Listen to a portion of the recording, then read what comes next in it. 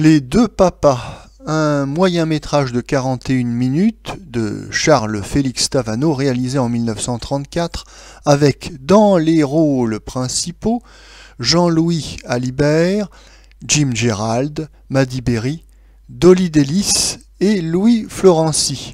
Le sujet. Jim Gerald et Jean-Louis Alibert, deux frères célibataires, font une petite partie de belote au café du coin avec des amis.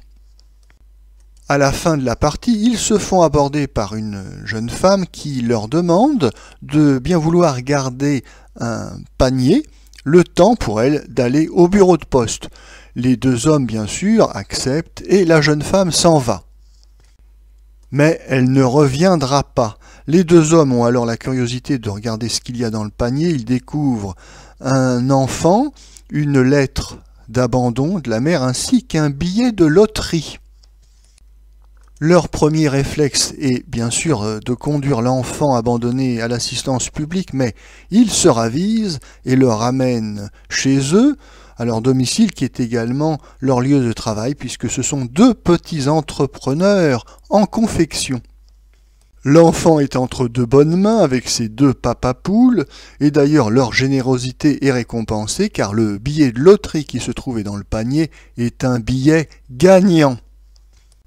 Après quelques scènes amusantes où nous verrons avec plaisir les deux papapoules se disputer l'affection du nourrisson, la fille-mère réapparaîtra bien évidemment à la fin du film et épousera l'un des employés de confiance des deux hommes. Notre avis. Ce moyen-métrage est avant tout l'occasion de voir en vedette deux très bons acteurs que nous avons l'habitude de voir dans des seconds rôles, Jim Gerald et Jean-Louis Alibert. Jim Gerald est un acteur qui aura une très longue carrière, car on le verra de 1920 jusqu'à la fin des années 50, ce qui fait près de 40 ans d'activité. Quant à Jean-Louis Alibert, il aura une plus longue carrière encore, qui va des années 20 jusqu'à la fin des années 70. Oui, c'est avec plaisir que l'on retrouvera ces deux grands acteurs habitués aux petits rôles du cinéma français dans ce moyen-métrage réussi.